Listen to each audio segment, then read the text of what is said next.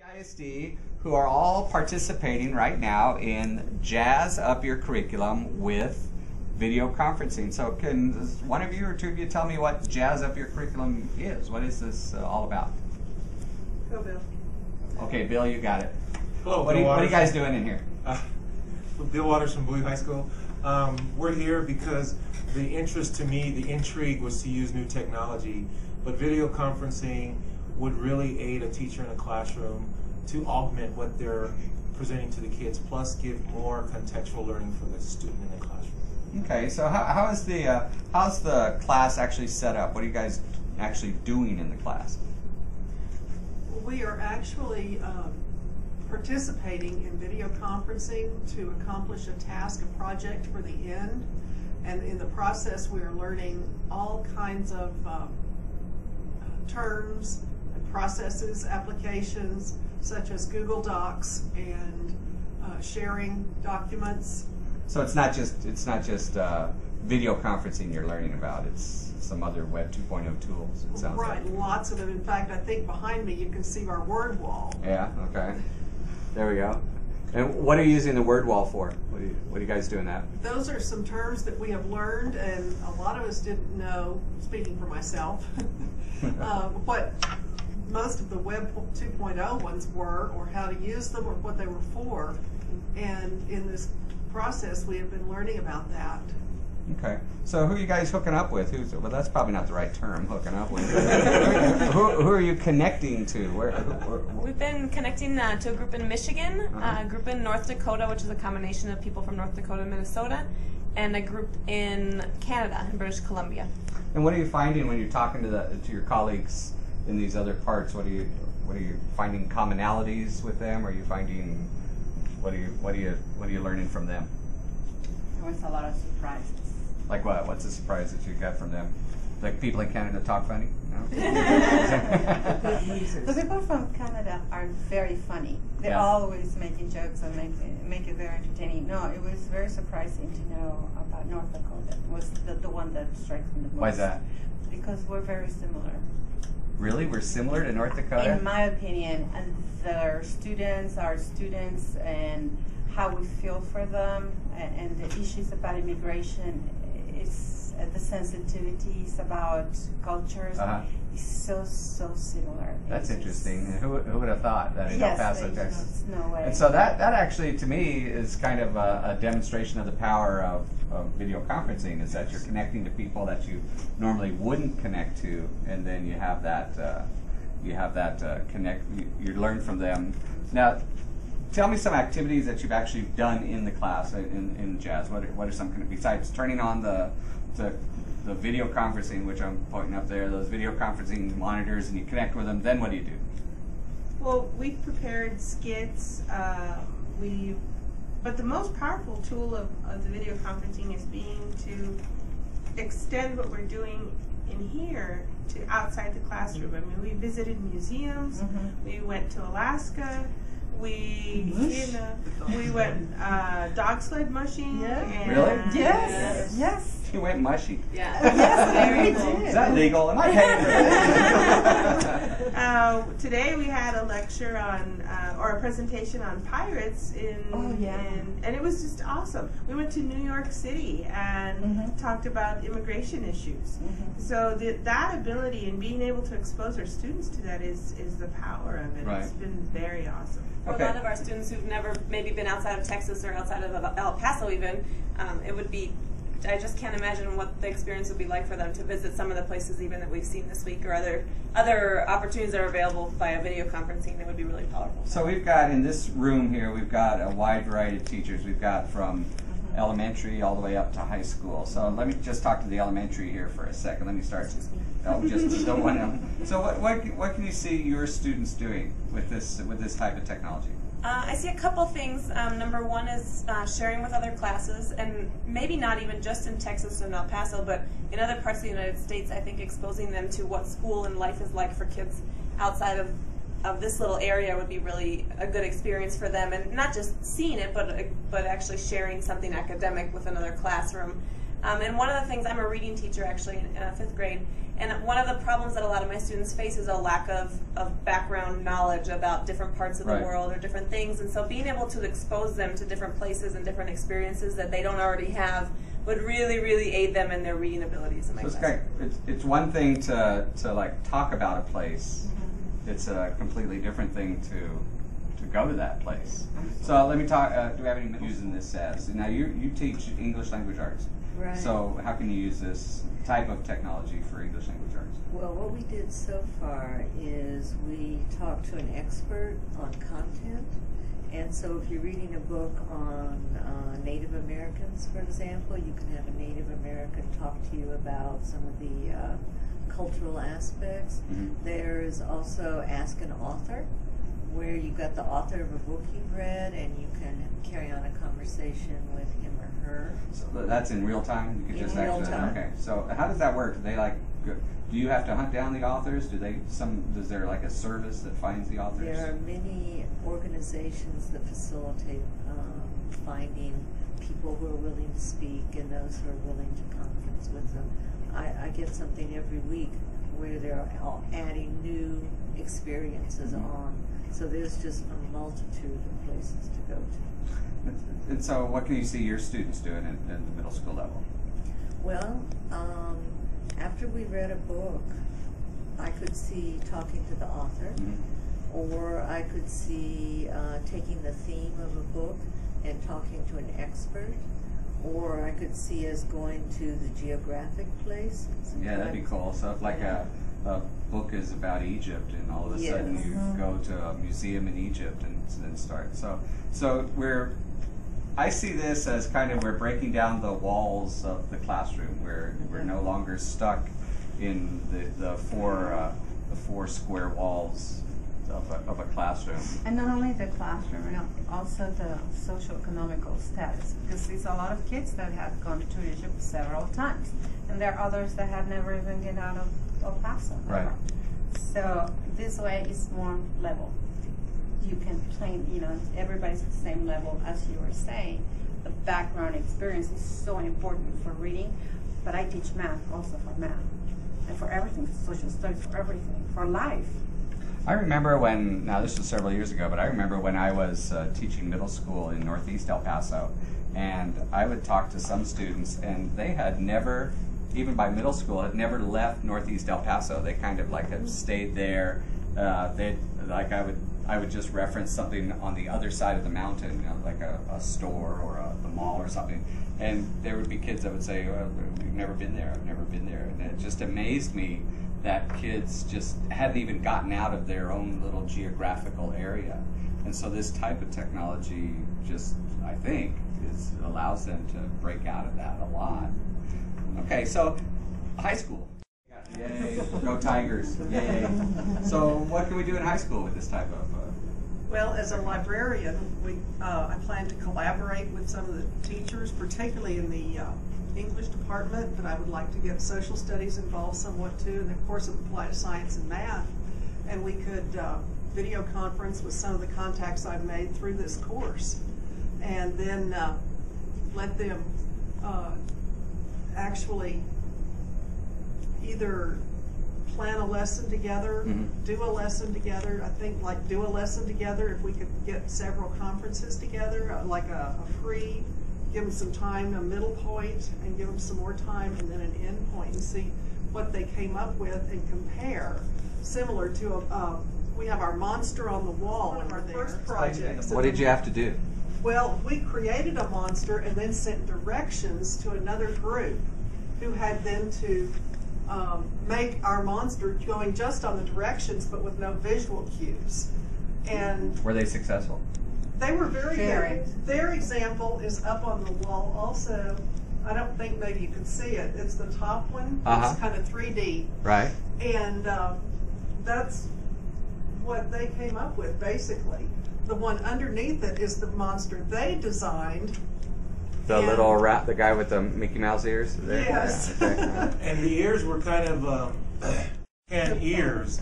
So we put ears at our soup can, but the way their orientation was, it was you were looking at a soup can from the side, kind of sloppy, like slinky ears, and we did soup can ears because all the previous directions were a 3x3 square head, a circle eye with a black dot, and a V antenna, and everything was very very specific. So soup can, okay, soup can size ears, and when we drew it, we thought we had it, but when we showed it to them, their expression was, they were really, oh wow, and they were like, hey, that's what they saw. And so that kind of typifies what... Still El Paso people, get it. But it really kind of typifies where students from one region may say something, and the other region will say they understand it. Oh yeah, I know what you mean, but when they actually put it in their own context, that's where the learning begins. Yeah, when we were talking about the folds that we were doing for our monster, we used terminology like taco fold, and apparently that wasn't something that they were used to, and they had to have a discussion on what we might have meant by What's that. a taco fold? Right, Yes. and we thought that would have been something that, from different folding things. Everybody eats tacos. Yeah. So hamburger, hot dog, but then we hit taco. So there's things of that nature that are going to be culturally specific maybe to one region that will come up about, might even be the starting point of a discussion between the two groups, which would be kind of neat. So yes, that is cool. And I think that we can even go beyond, because sometimes we're teaching and we think that the students understand us. Maybe they're seeing that picture instead of the slinky, what we call it, slinky ears. So that's why I think the reflection at the end of the lesson is very, very important, because then you can read and says, oh, no, that's not the way to do it. And I kind of take a little bit of offense, because I teach math, and people think, oh yeah, math, but how math starts is with language. Right. And math is another language. So you speak whatever you speak, French, Italian, Spanish, or English, and then you have to translate it to the algebra. Got to be trilingual. There you go. Right. Exactly. So it is about reading. It is about interpretation. What is the question? It makes sense. Where's the verb? What is the adverb? What is the noun? What is the pronoun? And I start my classes with nouns and pronouns. So let's talk a little bit about using this type of technology to expand your professional learning community. I know here in El Paso we do these things called PLCs, which are pretty common around the country, but not everywhere. And those are professional learning communities. But for the most part in El Paso, the professional learning communities are within the school or within the district, like a curriculum area. How can you use this type of equipment or this type of technology to expand your professional learning community beyond that group?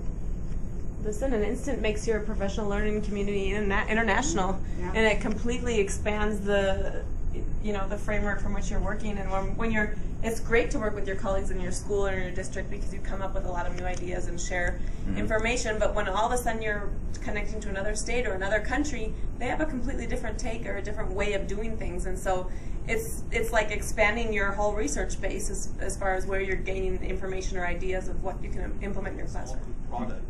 Small group projects with we're dividing up our group, and each of the other sides are doing the same, into smaller groups, and the members of those small groups aren't just here or just there. They're all made up of a few members from different sides.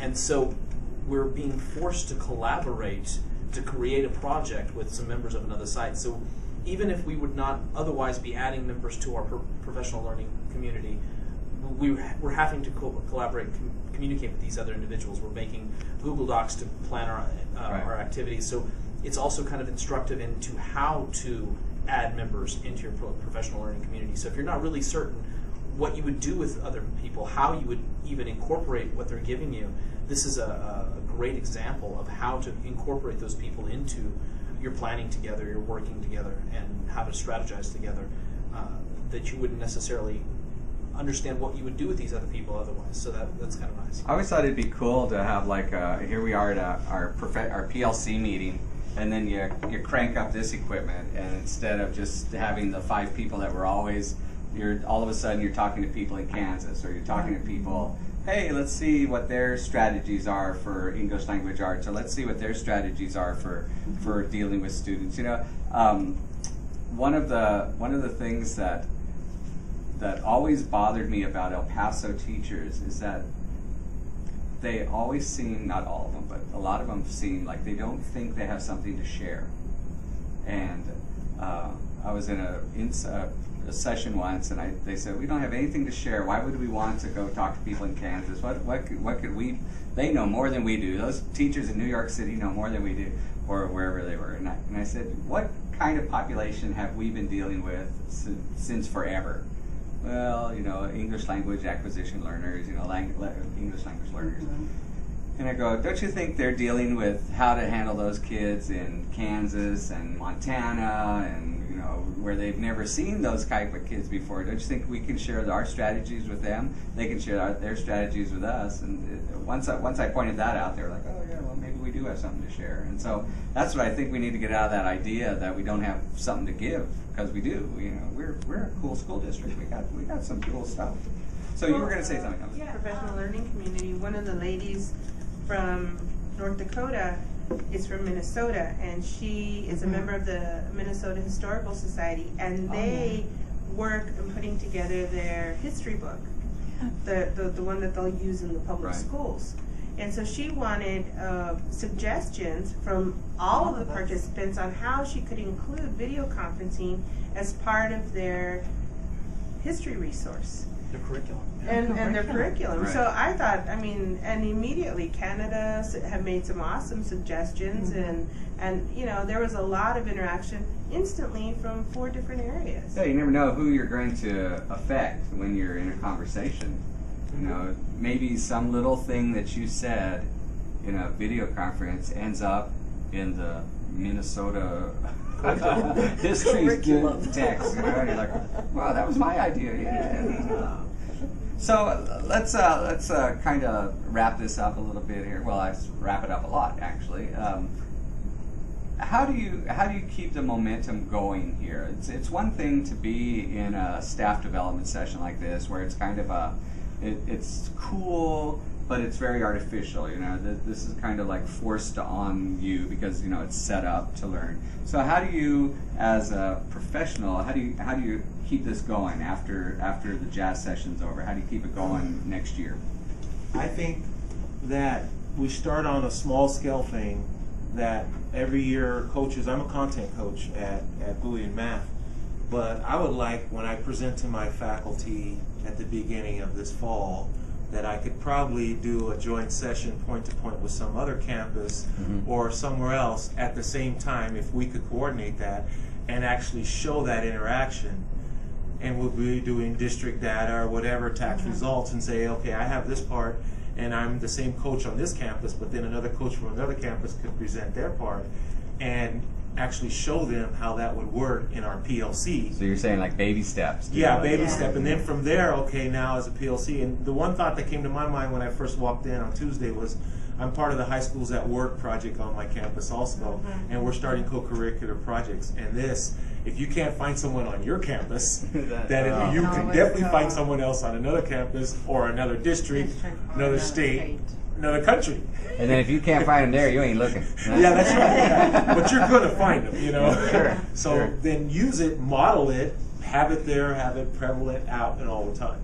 So that's great. How else do you think you can keep that going after the candy's gone? Well, I also want to mention this is a 5-day training, and we're very used to like drive-by staff development, where you're there for half a day or a whole day. And I thought, 5 days of this, my gosh, can I do that?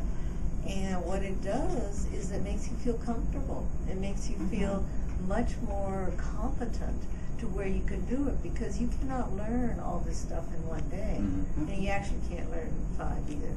But at least you can be accustomed and more willing to work with it. So I'm thrilled with the format, even though I'm giving up 5 days of my life. Yeah, I'm sure a lot of teachers probably balk at the idea of giving 5 days of their summer to attend something like this, but the amount of information I've learned in 5 days will be just of exponential worth to my classroom. I can't imagine not giving up the days to be able to take in some of this information, because it's been very, very helpful. It sounded like Bill said to me he was going to go back and he was going to try to share with his colleagues. Are you guys as a group? Do you think that's a, yeah. I feel like I've been freed from this little box that now I have other resources to pull from. And not only will my students learn from it, but I have learned a lot. And I think the more we learn as teachers, the more we have to offer to our kids. I'm a child development teacher, and I can see using this as going to other countries and seeing how other families live, how other students learn, and pulling from this and being able to go places that normally we wouldn't be able to go to. So I find this exciting. I find it very exciting. Okay, so the deal is we're going to post this up on YouTube, and so you guys have promised on tape that you're going to go back to your campuses and expand this. And I appreciate you guys. I appreciate you guys taking 5 days off to because it is a long session, and but you'd say it's worth it. Absolutely. Okay. I'll leave you with this. What's one thing that's surprised you in the days that you've been doing this? What's one thing that has surprised you about video conferencing? How close I felt to some of the people in the other groups that I absolutely did not know. Okay. Made some friends? I don't know about friends, but I certainly appreciate them. I feel like I know some of them very well. That's cool. Anybody else found something that surprised them? I think the breadth of what video conferencing is, I had always just thought it was talking to another classroom in EPISD and that was it, but it's so much bigger than that. That surprised me. There's lots of resources out there. And the variety of the kinds of activities that can be done. It's not just an exchange. It can be a field trip. It can be, and not only knowing that it can be those things, having experienced those things really helps to understand what the technology is doing. Anybody else had any surprises that you can? Well, the surprise for me was feeling like I was riding in a sled that was being pulled by a Oh, really? They actually had the camera? That's awesome. That's way cool. You're bouncing over the roads almost. We're the ones shouting the commands to have the dogs go. Could you control the dogs? Yeah. Well, we shouted the commands to go and stop. Yeah. Yeah, you should do it. It's fabulous. It is. So they were actual dogs. Yes. And you could control the dogs. Yes. Command. Yep. Hop, hop, and they ran. Yes. I would go for the lay down. Well, thank you guys. I appreciate you taking your time.